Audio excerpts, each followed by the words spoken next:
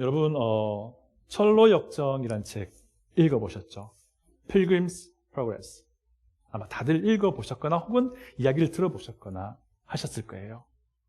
여러분 철로 역정의 주인공이 자기가 살고 있던 도시가 곧 죄 때문에 멸망하게 될 것임을 이제 인식하게 됩니다. 그리고는 정말 큰 결단을 내리고 그 도시를 도망쳐 나와요. 그런데 그는 여전히 자기 등에 자기 죄의 짐을 들고 지고 있었어요. 그리고 그 죄의 짐을 해결하기 위해서 우여곡절을 겪어요. 그리고 끝으로 십자가 언덕에까지 다다르게 됩니다. 그리고 그의 죄의 짐이 떨어져서 언덕 아래로 굴러 내려가는 놀라운 하나님의 구원의 은혜를 경험하게 됩니다. 여기까지가 철로 역정의 내용상 1부이고요. 그 다음 2부가 이어지는데, 그 다음은 이제 그리스도인이 된 이 주인공이 하나님의 영원한 나라에까지 이르는 신앙의 여정을 이제 그려내고 있는 것입니다. 이것이 철로 역정, Pilgrim's Progress라는 책입니다.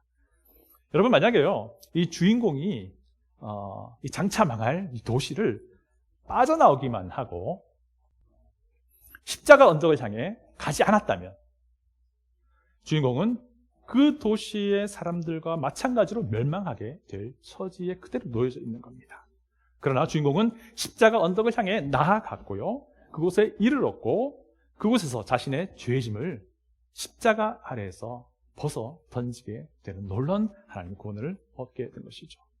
주인공은요, 그 도시를 빠져나왔고요, 그리고 그가 가야 할 곳인 십자가 언덕으로까지 나아갔던 겁니다. 그리고 구원받은 이후에도 주인공은 계속해서 수많은 그 유혹과 시험을 만나요. 그리고 때로는 그 유혹과 시험에 넘어가서 실패를 경험하기도 합니다.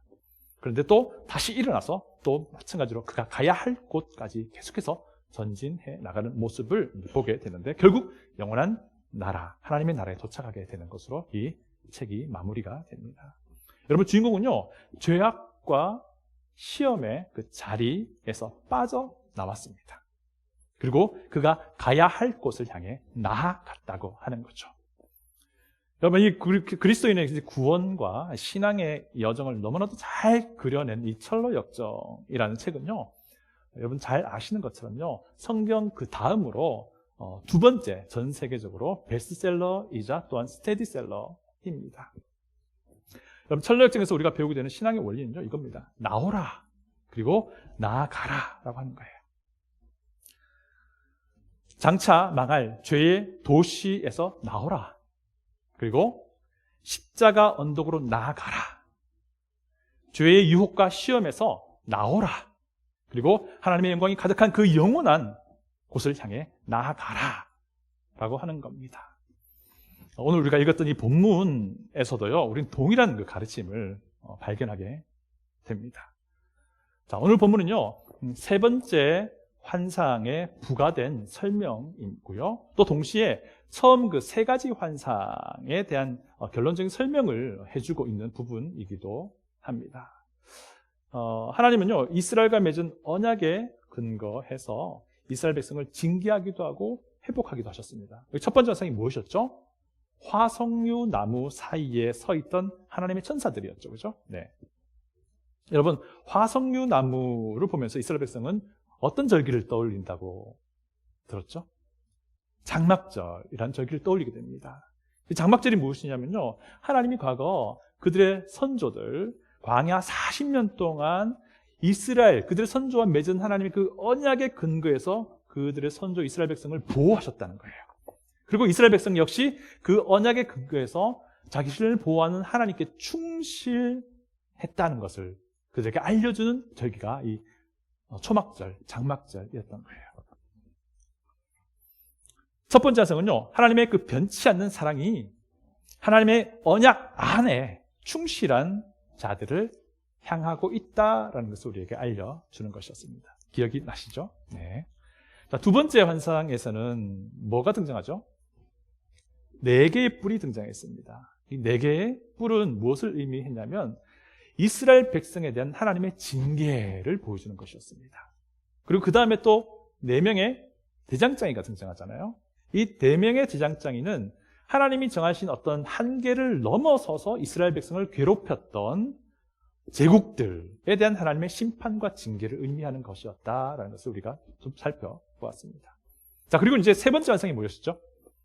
측량줄을 들고 예루살렘을 향해 가는 사람이 나왔습니다.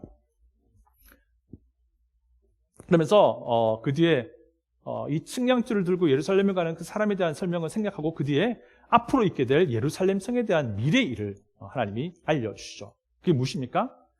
예루살렘 성이 하나님의 인재가 넘치고 하나님의 축복이 넘치는 곳이 될 것이다 라는 것을 약속해 주고 있어요. 자, 그런데 예루살렘 성의 현재 측량 결과는 알려주지 않습니다. 왜냐하면 이미 이스라엘 백성들은 알고 있기 때문입니다. 그들이 발을 디디고 지금 서서 예루살렘 성전을 지금 막 기초부터 시작해서 공사를 시작하고 있기 때문에 그들 눈에 다 펼쳐 보인 거예요. 완전히 폐허가 되어버린 이 예루살렘 성벽이 다 보이는 거예요. 무너져버린 성벽들. 자, 그래서 굳이 측량 결과를 알려주지 않고 있습니다. 그런데 중요한 것은요, 그들이 서 있는 폐허가 된 예루살렘이 무엇이냐 하는 것이었죠. 그들의 과거의 불순종에 따른 하나님의 징계의 자리였다라는 것이었어요. 또 어떤 장소입니까? 그들이 회개하여 돌아온 장소이기도 해요. 하나님의 말씀에 순종하겠노라고 결단한 장소이기도 한 것이죠. 자, 이런 모든 이제 과정들을 그들이 이미 겪어서 알고 있었던 거예요. 그런 과정을 겪고 있던 그들에게 하나님이 앞으로 이제 예루살렘 성이 하나님의 번영과 하나님의 축복과 하나님의 임재가 하나님의 영광이 가득한 곳이 될 것이다 라고 약속을 해주고 있다는 것이죠. 그런 과정을 다 거치고 나니까 말이죠. 자, 그리고 이제 오늘 이제 본문의 설명을 좀 살펴봅니다. 여러분, 오늘 본문 요약하면 이겁니다. 나오라, 그리고 나아가라, 이거예요. 6절부터 9절까지가요, 나오라 라는 메시지고요. 10절부터 13절이 나아가라 라는 메시지입니다. 여러분, 우선 6절을 보시면요, 북방 땅에서 도피할지어다 라고 말합니다.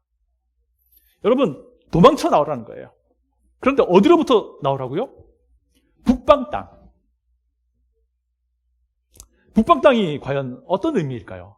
여러분, 북방 땅 하면요, 사실 바벨론 제국, 바사 제국을 의미합니다.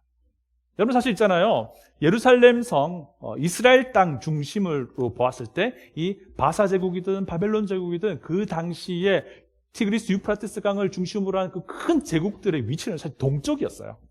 그런데 하나님 굳이 북방 땅이라고 말하고 있어요. 왜냐하면요, 사람들이 이동을 할 때에 이스라엘의 북쪽으로 돌아서 내려왔기 때문에. 이 말이 무슨 말입니까? 그들의 군대가 이스라엘을 진격하여 올 때에 그 경로로 내려왔기 때문에, 그래서 그 당시의 제국 바벨론 혹은 바사 제국을 북방 땅이라고 이야기를 하고 있는 것입니다. 이게 무슨 말입니까? 바벨론으로부터 나와라라고 그런 의미입니다. 7절을 보면 좀 더 명확해집니다. 7절 보시면 이렇습니다.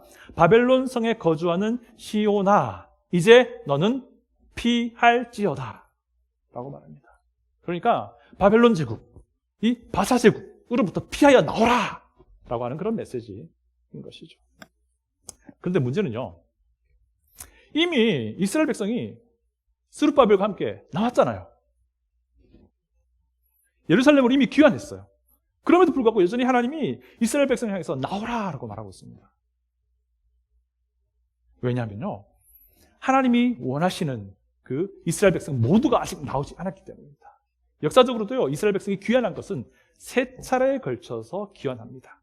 지금 이 스가랴 선지자가 활동하는 그 시대는 언제였냐면요, 첫 번째 귀환만이 이루어졌던 때였던 거예요. 그래서 이제 2차, 3차 그 귀환이 남아있던 터였던 거예요. 그래서 하나님이 지금 말씀하는 겁니다. 너희들 시온아, 내 백성들아, 그 바벨론에서부터 나오라 라고 말씀을 하고 있는 것입니다. 자, 그런데 그들이요, 그곳으로부터 나오는 것으로만 끝나는 것이 아니었다는 거예요. 이게 중요하다는 겁니다. 그들이 또한 나아가야 할 목적지가 있었습니다. 나오는 것만으로 끝나는 것이 아니었어요. 그들이 나와서 가야 할 곳이 있었다는 겁니다. 그곳이 어디입니까? 우리 다 같이 12절을 읽어보겠습니다. 본문 12절입니다. 본문 12절을 다 같이 읽어봅니다. 여호와께서 장차 유다를 거룩한 땅에서 자기 소유를 삼으시고 다시 예루살렘을 택하시리니 라고 말씀하세요. 이 말이 무슨 말입니까? 그들이 가야 할 목적지가 예루살렘이었다는 거예요. 하나님이 다시 예루살렘을 택하시겠다라고 하는 것은 예루살렘이 하나님의 영광이 있는 장소가 될 것이다 라고 하는 것입니다. 하나님의 임재가 있는 장소가 될 것이다 라고 하는 것이었어요.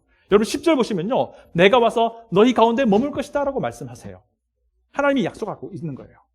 하나님의 영광이 그들이 지금 짓고 있는 예루살렘 성전, 그 성전에 있을 것임을 분명하게 말하고 있는 것입니다. 물론 이것은요, 그 당시에 재건되고 있던 그 예루살렘 성전, 스룹바벨 성전만을 의미하는 것은 아니었어요. 무엇이냐면요, 그 당시 그 재건되고 있던 그 스룹바벨 성전만이 아니라 앞으로 메시아께서 이 땅에 공의와 평화로 통치하시게 될 그때까지도 염두에 두고 말씀하고 있어요.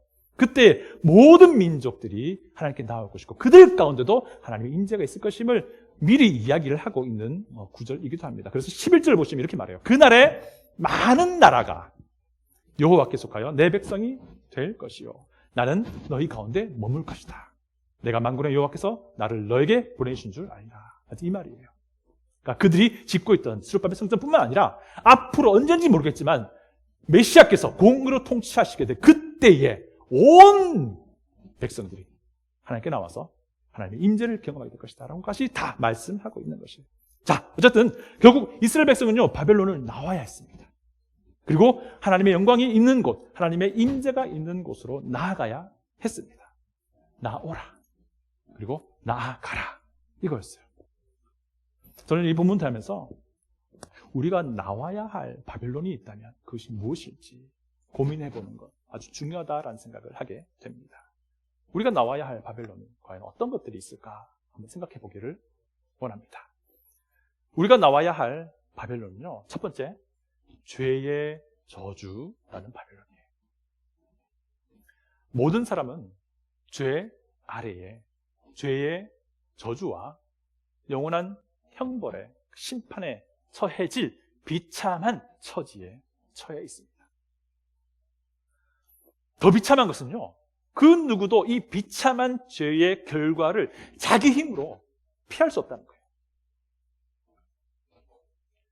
그래서 모든 사람은요, 죄의 저주로부터 나와야 되는 거예요. 마치 철로 역정의 주인공이 장차 마갈 성에서 나온 것처럼 말이에요. 여러분, 하나님이 정한 때가 되었습니다. 그래서 이스라엘 백성은 바벨론으로부터 나와야만 했습니다. 그런데 그럼에도 불구하고 하나님의 때가 되었음에도 불구하고 여전히 그 바벨론 땅에 남아있겠다고 한다면 이스라엘 백성들이요, 그들은 자신이 하나님의 언약 백성이라는 그 정체성을 포기하는 것이었어요. 여러분, 이스라엘 백성이 하나님 앞에서 그리고 모든 만방에서 정말 가치 있고 의미 있고 소중한 민족이라는 것은 그들이 하나님의 언약 안에 있는 백성이 될 때에 가능한 문제였던 거예요.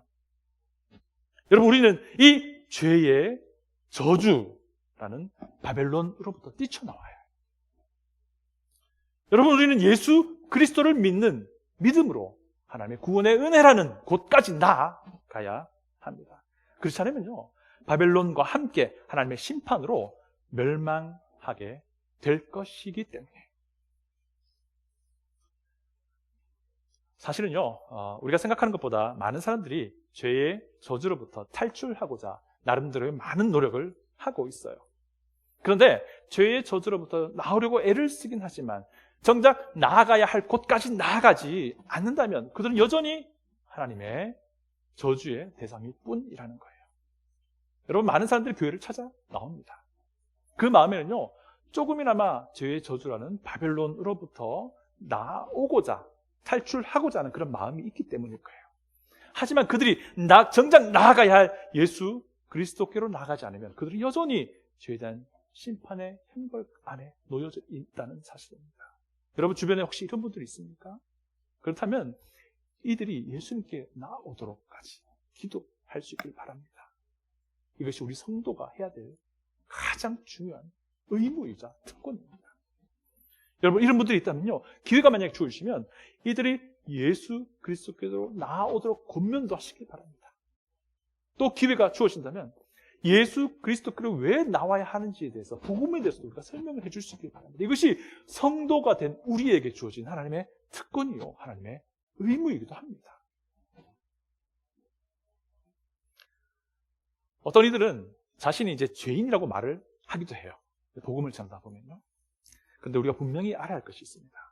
여러분, 구원을 얻을 수 있는 죄에 대한 인식이라 하면요, 과거에 자기 인생 안에서 돌아보니까 많은 실패를 했고 많은 실수도 했고 또 해서는 안 될 일도 했고 그런 것들을 돌아보면서 후회하거나 회한에 잠긴 것, 그것이 아닙니다.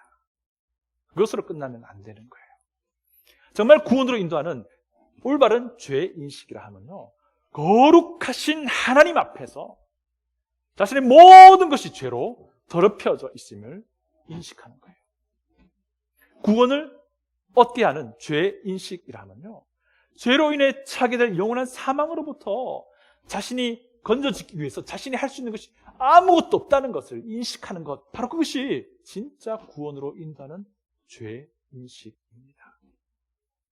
나의 어떤 선한 행위로도 나의 구원을 이룰 수 없다는 것을 인정하는 것, 바로 그것이 진짜 죄에 대한 인식인 거예요.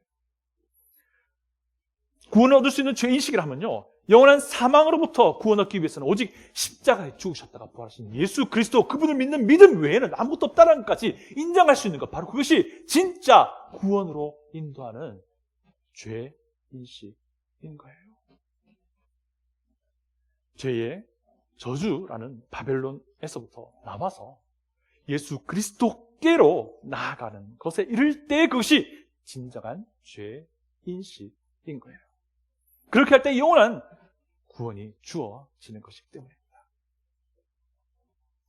여러분, 구원 받았습니다, 교회를 출석합니다 라고 하면서 내 삶에서 예수님을 닮아가는 그런 모습이 드러나지 않는다라고 한다면요, 우리는 우리 자신의 믿음을 근본적으로 고민해 봐야 합니다.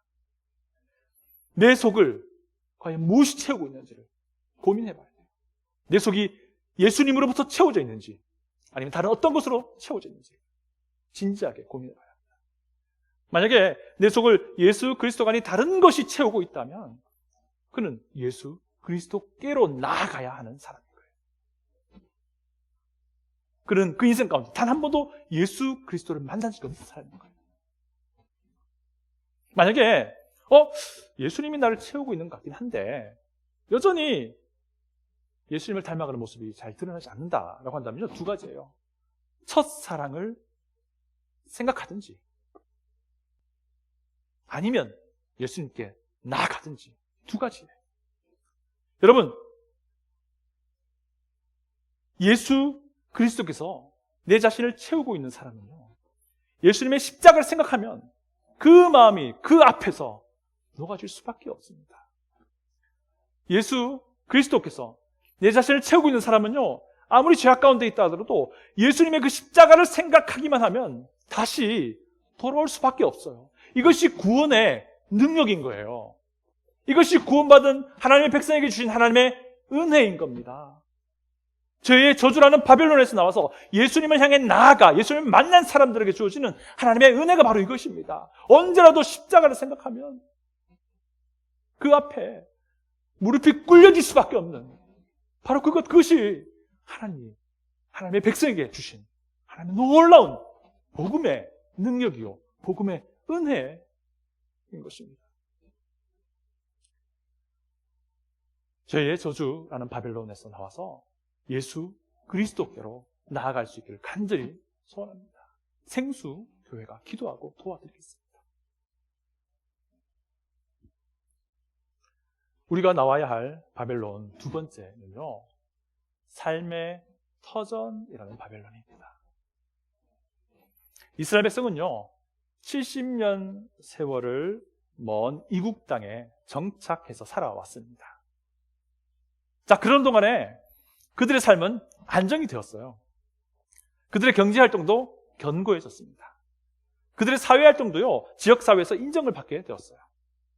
이제는 난민이라든지 포로라든지 이런 것보다는 오히려 성공한 이민자로 비춰지게 되었습니다. 그런데 이게 웬일입니까? 하나님은 그들에게 말씀하시는 것이 너희의 삶의 터전이라 되고 있는 바벨론으로부터 나오라라고 말씀하고 있다는 거예요. 만약에 우리가 아이들에게, 얘들아, 아빠 엄마가 한국 사람이니까, 혹은 아빠가 한국 사람이니까, 엄마가 한국 사람이니까 이제 한국으로 가겠다, 이거 따라와라 라고 한다면 우리 아이들이 과연 어떻게 반응하겠습니까? 그들은 도저히 이해하지 못할 말이잖아요. 말이 안 되는 소리가 된 거예요. 그런데 2차와 3차 귀환으로 돌아온 이스라엘 백성들은요, 과감하게 그들의 삶의 터전이라는 바벨론으로부터 나왔던 거예요. 여러분, 6절이 혹시 무슨 단어로 시작하죠? 6절 한번 보세요. 6절 보면 오호라라는 단어로 시작하죠. 이 단어는요, 염려, 걱정, 안타까움을 나타내는 감탄사예요. 영어로는 알라스로 이렇게 표현할 수 있는 그런 단어인데요. 히브리어로는요, 호이라는 단어를 써요. 근데 두 번을 반복해요. 호이. 뭐냐면요, 아이고, 어떡하나. 아이고, 안타까워라. 이런 이제 표현인 거예요. 슬프다는 겁니다. 안타깝다는 겁니다. 뭐가요? 하나님의 때가 되었음에도 불구하고 북방 땅에, 바벨론 땅에 그대로 발을 디디며 살고자 하는 그들의 처지가 안타깝다는 겁니다. 왜 안타깝습니까? 그들의 삶이 터전이 되고 있던 그 바벨론 땅은 이제 곧 하나님의 심판으로 망할 곳이었기 때문에 하나님 보시기에 자신의 언약 안에 이스라엘 백성들이 그곳에 자신의 삶이 터전이 있다고 머물고자 하는 그들의 모습이 너무나도 안타깝다는 겁니다. 그래서 호이라고 말하는 겁니다.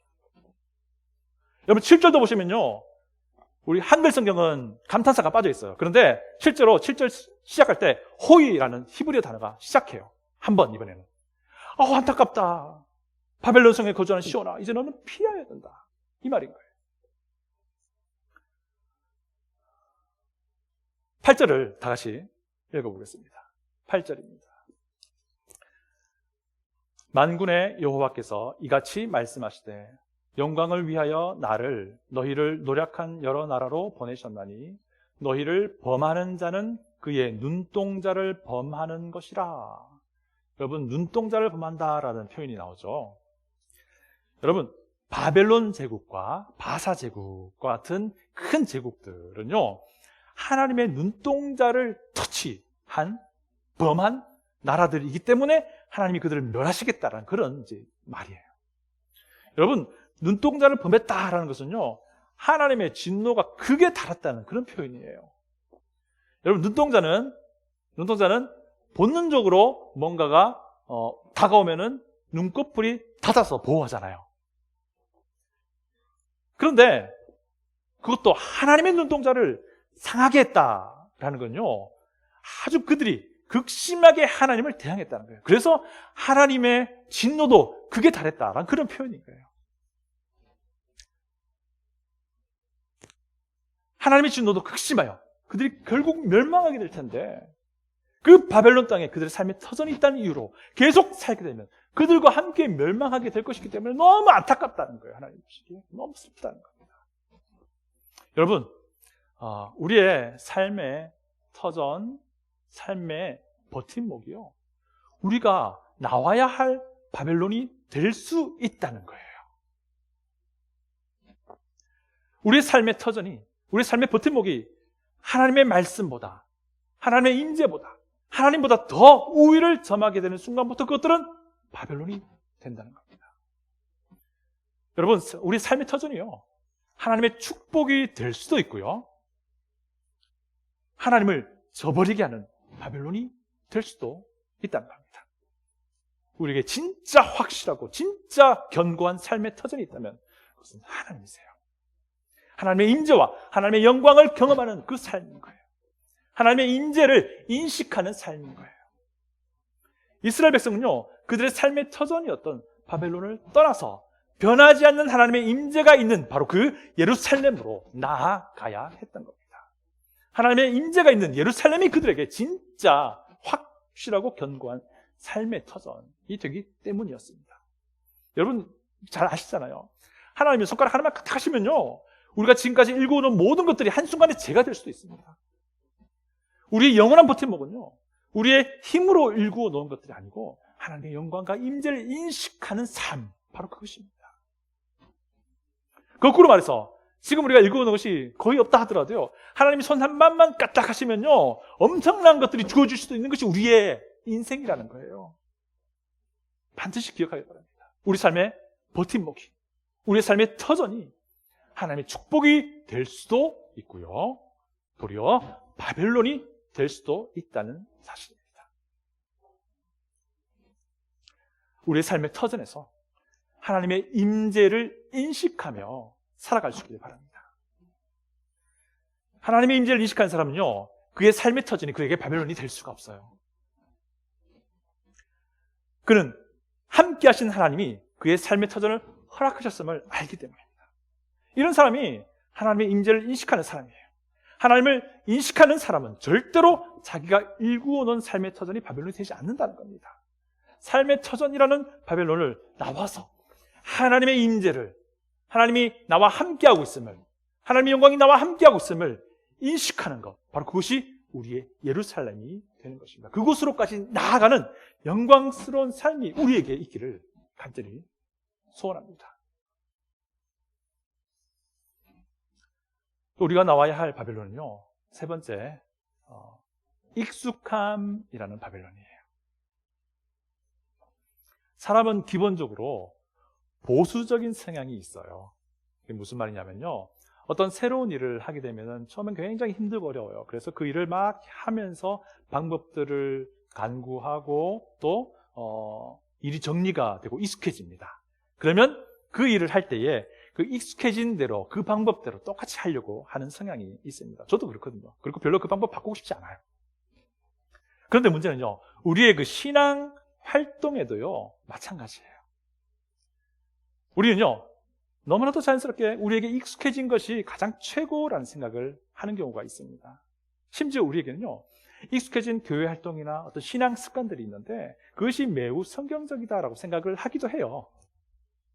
그건 당연한 겁니다. 정상적인 그런 현상입니다. 제가 이제 선교학과 복음전도와 관련된 공부를 했었잖아요. 20세기 중반부터요, 이 선교계에서는 과거 선교 역사를 돌아보면서 반성하기 시작했어요. 뭐냐면요, 과거 서양 기독교의 그 선교 활동에서요, 이 선교사님들이 가지고 있었던 서양적인 어떤 신앙 습관, 신앙 문화도 꼭 마치 반드시 지켜야 할 것처럼 선교 현장에서 전해졌기 때문에 그랬어요. 선교사들의 신앙의 습관이나 신앙의 문화도 그 중에는 어떤 것들은 버려야 할 바벨론이 있었는데 그렇지 않았던 거예요. 그분들은 그냥 그것이 익숙해진 신앙 습관, 신앙 문화가 그냥 성경적이다라고 은연중에 생각을 하셨던 거예요. 그래서 이제 선교계에서 이 과거의 이 부분들은 우리가 고쳐야 될 부분이고 우리가 반드시 용서를 또한 구해야 될 정도로까지 이렇게 선교계에서 그런 반성의 기류가 있었습니다. 여러분, 70년 동안 이스라엘 백성은 바벨론 삶에 아주 익숙해졌습니다. 바벨론 포로기 시절부터요, 이스라엘은 새로운 신앙 문화가 시작되었어요. 뭐냐면요, 성전에서 희생제물을 바칠 필요 없었습니다.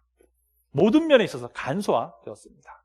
자, 이런 신앙 문화가 그들에게 이제 익숙하게 된 거예요. 근데 그때에 하나님은 본국으로 돌아가라 라고 명령을 하신 거예요. 과거 모세의 율법에 따른 복잡한 예배가 회복되어야 한다라는 것을 뜻하는 것이었어요. 여간 복잡한 일이 아니에요. 다시 율법책을 막 들여다보면서요, 하나님의 말씀이 말씀하시는 대로 성전 예배를 회복시켜야 되고요, 또 절기를 회복해야 되는 그런 아주 복잡한 일이 그들에게 벌어지게 된 거예요. 우리가 가만히 좀 우리를 살펴보면요, 현대 교회에서 행하는 여러 가지 신앙의 습관, 신앙의 문화 중에 대부분은요, 그저 예부터 해오고 있기 때문에 당연히 성경적이겠다라고 생각하는 부분들이 굉장히 많이 있어요. 이 말은요, 우리의 예배라든지 우리의 신앙의 어떤 문화들, 이런 부분들이요, 왜 우리가 해야 하는 것인지를 성경을 근거로 해서 성경의 가르침의 어떤 정신에 비추어서 확인해 보는 과정을 우리가 잘 거치지 않고 그냥 해왔던 것이기 때문에 라고 생각하는 것들이 아주 많이 있다는 거예요. 이건 어느 교회나 마찬가지예요. 저는 구원받았던 대학생 시절부터요, 그런 생각을 해왔습니다. 왜 우리 교회는 주일날 모일까? 왜 우리는 교회에서 헌금을 드릴까? 왜 어떤 교회는 성경을 읽을 때에 일어서기도 하고 또 어떤 교회는 성경을 읽을 때 그냥 자리에 앉나? 이런 엉뚱해 보이는 그런 생각을 했어요. 하여튼 저는요, 교회의 모든 활동이나 예배 모든 수서 뭐 하나하나 전부 다 성경에서 그 근거를 좀 찾아보고 싶었어요. 제가 참여하는 예배나 교회 활동이 성경의 가르침에 정말 부합한 것인지를 확인해 보고 싶은 그런 마음이 있었던 거예요. 왜냐하면요, 성경이 내 인생의 가장 최고의 하나님의 권위의 말씀이라고 믿었기 때문에 그랬어요. 여러분, 이런 태도가 사실 옳은 거예요. 현대 교회가 왜 힘을 잃어가고 있는지 아세요? 이런 하나님의 말씀에 대한 태도가 없기 때문에 그래요. 그저 예전부터 해오던 익숙한 것이 최고라고 생각하게 되는 거죠. 하나님의 말씀으로 무언가를 좀 확인해보고자, 하나님의 말씀으로 내 삶을 좀 돌아보고자 하는 그런 마음들이 많이 약해졌기 때문에 현대교회가 힘을 잃어가고 있는 것이 사실이기도 합니다. 제가 같이 질문 한번 해볼게요. 여러분 중에 왜 우리가 성경지 봉독할 때 다 같이 일어나는지 아세요? 혹시 아세요? 혹시 성경 안에 오히려 실예가 있었나 혹시 아시는 분 계세요? 제가 막 찾아봤거든요. 예전에 대학생 시절에 보니까 느헤미야 8장을 보시면요, 학사 에스라가 율법을 낭독해요. 그때 모든 사람이 다 일어나요. 그런데 이게 놀라운 게요, 그때 학사 에스라가 율법 낭독할 때요 엄청 오랜 시간이 걸렸거든요. 그런데 그들이 그 율법을 낭독할 때 다 일어났어요. 그리고 꼼짝도 않고 계속 끝까지. 그때 그들이 왜 일어났냐면요, 하나님의 말씀을 존중하고 존경하는 마음을 품고 일어났던 거예요. 우리 생수교회가 이제부터 차근차근 우리의 모든 활동, 우리의 모든 익숙해진 것들에 대해서 과연 이것들이 하나님의 말씀 안에 부합한 것인지를 좀 확인해보는 그 일들을 우리가 차츰차츰 해나갔으면 하는 마음을 전합니다. 우리 생수교회에 속한 우리 모든 각자들도요, 자신의 신앙 습관, 신앙의 문화, 자신만의 문화, 자신만의 신앙의 활동들이 있을 거예요. 그것들이 과연 하나님의 말씀에 부합한 것인지를 확인해보고자 하는 그런 마음들이 우리 안에 이제 생겨나기를 간절히 소원합니다. 그렇게 해서 만약에 혹시나 그것들 중에 하나님의 말씀에 부합되지 않는 것이 있다면 우리는 과감하게 익숙함이라고 하는 그 바벨론을 나와야 하는 거예요. 그리고는 하나님의 말씀을 향해 나아가야 하는 겁니다. 오늘 말씀을 정리하고자 합니다. 첫째, 죄의 저주라는 바벨론에서부터 나와서 예수 그리스도께로까지 나아갈 수 있기를 간절히 소원합니다. 우리 생수교회가 바로 그것 때문에 여기 존재하는 거예요. 그것 때문에 기도해 드리는 거예요. 둘째, 삶의 터전이라는 바벨론을 나와서 하나님의 임재를 인식하는 예루살렘으로 나아가는 영광스러운 삶이 우리들과 함께 할 수 있기를 바랍니다. 마지막으로 과감하게 익숙함이라는 바벨론을 나와서 하나님의 말씀을 향해 나아갈 수 있기를 소원합니다. 지금부터 우리의 바벨론이 무엇인지 찾아보길 바라요. 그리고 그것으로부터 나올 수 있기를 바랍니다. 그리고 예수 그리스도께로 나아가시길 바라고 하나님의 임재를 인식하는 그 예루살렘으로까지 나아가시길 바랍니다. 그리고 하나님의 말씀을 향해까지 나아갈 수 있는 하나님의 놀라운 은혜가 넘치는 우리 모두가 될 수 있기를 간절히 소원합니다. 다 같이 기도하겠습니다.